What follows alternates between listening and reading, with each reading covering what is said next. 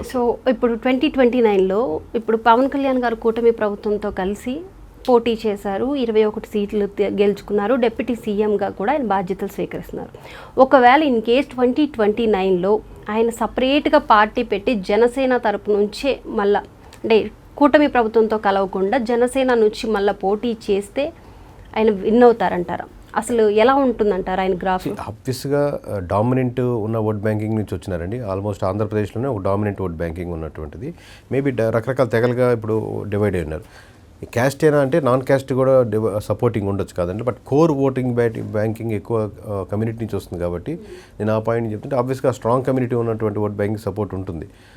But at the same time ఎన్ని నియోజకవర్గాలు గెలవగలుగుతారు, ఎంత ఇంప్రూవ్ చేసుకోగలుగుతారు, ఇతర సపోర్ట్ ఏమి లేకుండా ఉంటే గెలవగలుగుతారు అనే పాయింట్ మటుకు ప్రధానంగా స్ట్రక్చర్ మీద ఆధారపడి ఉంటుంది. మీకు చెప్పాను కదండి, ఒక ఫ్లోర్కి 2 ఫ్లోర్ కట్టడం వేరు, 20 ఫ్లోర్లు కట్టడం వేరు. 20 ఫ్లోర్లు కట్టాలని మీకు ఉద్దేశం ఉంటే రేపొద్దున ఆంధ్రప్రదేశ్కి నేను ముఖ్యమంత్రిగా కేవలం జనసేన వితౌట్ ఎనీ సపోర్ట్తో గెలవాలని ఉంటే మీరు ఎంత గట్టిగా పనిచేస్తారో తెలియదు కానీ పక్కన పెడితే గ్రామ స్థాయిలో నుంచి ఒక స్ట్రక్చర్ బిల్డ్ చేసుకుంటూ ఉండాలి. అక్కడ ఏదైనా సమస్య వస్తే ఈ స్ట్రక్చర్ సాల్వ్ చేస్తూ వస్తుంది. లేకపోతే ఇతను ఆ విలేజ్కి ఆ ప్రెసిడెంట్గా ఉన్నాడు పార్టీకి, లేకపోతే ఈ మండల స్థాయి కమిటీలు వీళ్ళు ఏమైనా ఇష్యూస్ ఉంటే వీళ్ళు సాల్వ్ చేయొచ్చు. నియోజకవర్గంలో 1, 2, 3, 4 ఉన్నారు. ఎవరు బాగా పర్ఫామ్ చేస్తే వాళ్ళే రేపొద్దున క్యాండిడేట్గా ఇస్తారంట. ఈ స్ట్రక్చర్ బిల్డ్ చేసుకుంటే లేదా కొత్తగా ఆల్రెడీ మంచి రెప్యుటేషన్ ఉన్న క్యాండిడేట్స్ రెడీగా ఉన్నారు. చాలామంది నన్ను అప్రోచ్ అయ్యే వాళ్ళు జనసేనలో జాయిన్ అవుదాం అనుకునే వాళ్ళు ఉన్నారండి. కానీ ఎవరిని అప్రోచ్ అవ్వాలి రైట్గా ఉన్నాడు. ఎమ్మెల్యే స్థాయిలో లాస్ట్ టైం కంటెస్ట్ చేసి ఎక్కడో దగ్గర మంచి క్యాండిడేట్గా ఉండేవాళ్ళు. సో వాళ్ళకే స్ట్రక్చర్లో ఎక్కడ ఎవరు కలవాలి, ఏమైనా మీకు సర్వే చేసి ముందు పెట్టాలా, ఎట్లా ఉందని ఇబ్బంది పడుతున్నారంటే ఈ లైన్లో వెళ్తే ఇంపాసిబుల్ కేసు. స్ట్రక్చర్ లేకుండా మీరు యాస్పిరేషన్స్ ఉండడం అనేది ఇంపాసిబుల్. స్ట్రక్చర్ బిల్డ్ చేసుకుంటే కావాల్సినటువంటి ఇమేజ్ ఉంది, కావాల్సిన క్రెడిబిలిటీ ఉంది, కావాల్సిన నిజాయితీ ఉంది, కావాల్సినటువంటి సపోర్ట్ ఉన్నటువంటి ఓట్ బ్యాంకింగ్ ఉంది. బట్ మీకు కావాల్సిన స్పేస్ ఉంది, పిల్లర్స్ స్ట్రాంగ్గా వేసుకోవాలి. సో మీ సర్వే ప్రకారం కూటమి ప్రభుత్వంపై మీరు ఒక వార్నింగ్ లాగా ఇచ్చారు. ఇప్పుడు కూటమి ప్రభుత్వం వార్నింగ్ లాగా తీసుకోవాలంటారా, లేకపోతే ఆత్మ విమర్శలా భావించాలంటారా? రెండు చేయట్లేదు. ఉన్నది ఉన్నట్టుగా చెప్తున్నాను. మీకు స్కాన్ చేశాను, పలానా దగ్గర ఇష్యూ ఉందని తీసుకుంటాను.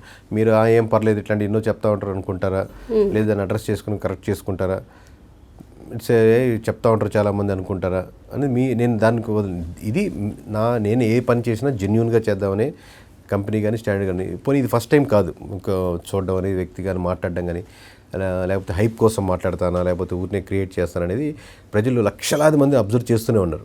ఉన్నది ఉన్నట్టుగా ఇది విషయం అని చెప్పి నియోజకవర్గం సెంట్రిక్గా చేస్తున్నాం. కరెక్ట్ చేసుకుంటే ముందుకెళ్తారు, కరెక్ట్ చేసుకోకపోతే ఇబ్బంది పడతారు. మేము ముందుకెళ్తూ ఉంటాం. ఈ స్టేట్ కాబట్టి ఇంకో స్టేట్ చేసుకుంటూ వెళ్తూ ఉంటాం. బట్ యాజ్ ఏ తెలుగువాడిగా ఈ స్టేట్ అనేది తెలుగు ఇంటర్వ్యూస్ ఎక్కువ ఇస్తున్నారు కాబట్టి మీకు కనెక్ట్ అవుతున్నాం, అంతే తేడా. సో ఇప్పటి వరకు అంటే కేకే అలాగే చాలామంది సర్వేస్ ఇచ్చారు, వాళ్ళ ఎగ్జిట్ పోల్స్ని వాళ్ళ నిర్ణయాలను చెప్పారు. కానీ చాలామంది మీపై విమర్శలు చేస్తున్నారు. కేకే సర్వే అనేది ఒక బోగస్, ఇదంతా ఏదో ఒక రాయి వేసాడు అంతే తప్ప ఏం లేదు అక్కడ, అదంతా బోగస్ అంటున్నారు. ఈ విమర్శల్ని మీరు ఎలా చెక్ పెడతారు? నేనేం చెక్ పెట్టాను, వాళ్ళ ఇష్టం, అది వాళ్ళ హక్కు ఉంది కదా, కమెంట్ చేసుకోవచ్చు, ఎవరి ఇష్టం వాళ్ళది. అది మనం ఇప్పుడు ఇంత స్ట్రక్చర్ ఇంతమంది మీరు ఆఫీస్కి వచ్చి కూర్చొని ఎంతమంది పని చేస్తున్నారు చూస్తున్నారు, లేదా మొన్న మీరు ఈవెంట్లో చూస్తుంటారు. సో ఇప్పుడు నేను వాళ్ళ గురించి ఒక్కొక్క పేరు చెప్పి ఒక్కొక్క ఫోన్ కాంటాక్ట్ ఇచ్చి వాళ్ళతో మాట్లాడండి అని చెప్పి నేను కమెంట్ చేయలేను కదా. ఎవరిష్టం వాళ్ళు, తను కమెంట్ చేయడం వాళ్ళ హక్కు ఉంది, చేసుకోవచ్చు. అలాగే మీ కేకే సర్వీస్ అనేది ఒక వైసీపీకి సపోర్ట్గా నిలబడుతుంది. కేవలం కేకే సర్వీస్ వైసీపీకి తొత్తులా పనిచేస్తుంది అంటున్నారు. దీనిపై మీ సమాధానం? వాళ్ళ ఇష్టం, అది కమిట్ చేసుకోవచ్చు. అంటే మీరు ఏమి కమిట్ అవ్వలేదు, ఓన్లీ దానికి సంబంధించి వైసీపీకి సపోర్ట్గా ఏం మాట్లాడట్లేదా? ఈ ఫీల్డ్కి వచ్చి ఆల్రెడీ 10 ఏళ్ళు అయిపోయింది. రకరకాల కమెంట్స్ ఇప్పుడు ఒకసారి వైసీపీదని, టీడీపీదని, లేదా జనసేన ఉన్నప్పుడు జనసేన 21 చెప్పండి జనసేన వాళ్ళని. ఈ కమెంట్ ఇప్పుడు మనం కమెంట్ చేసుకుంటా పోతుంటే వాళ్ళకి రిప్లై ఇచ్చుకుంటా పోతుంటే అదే ఉంటాం. మనం వర్క్ చేసుకుంటూ వెళ్ళాలి. నా ఫీల్డ్ అనే కాదు, ఎనీ ఫీల్డ్ మీరు వర్క్ చేసుకుంటున్నప్పుడు మీకు కావచ్చు, ఒక అమ్మాయికి కావచ్చు, అబ్బాయి కావచ్చు, మీ వర్క్ పట్ల లేకపోతే మీ డెడికేషన్ పట్ల లేకపోతే మీరు చేసే దాని పట్ల నిబద్ధత పట్ల రకరకాల కమెంట్స్ చేసుకోవచ్చు. మీరు ప్రతి ఒక్కరికి వెళ్ళి దానికి రిప్లై ఇవ్వడం, మామూలుగా యూట్యూబ్ భాషలో చెప్పండి, ప్రతి ఒక్కరికి రిప్లై ఇచ్చుకుంటూ వెళ్తున్నాం అనుకోండి, అది అంటూ ఉంటుంది. మీరు వర్క్ చేసుకుంటూ వెళ్ళండి, ఆ కమెంట్ ఎక్కడికో 6వ పొజిషన్కో 7వ పొజిషన్కి వెళ్ళిపోద్ది.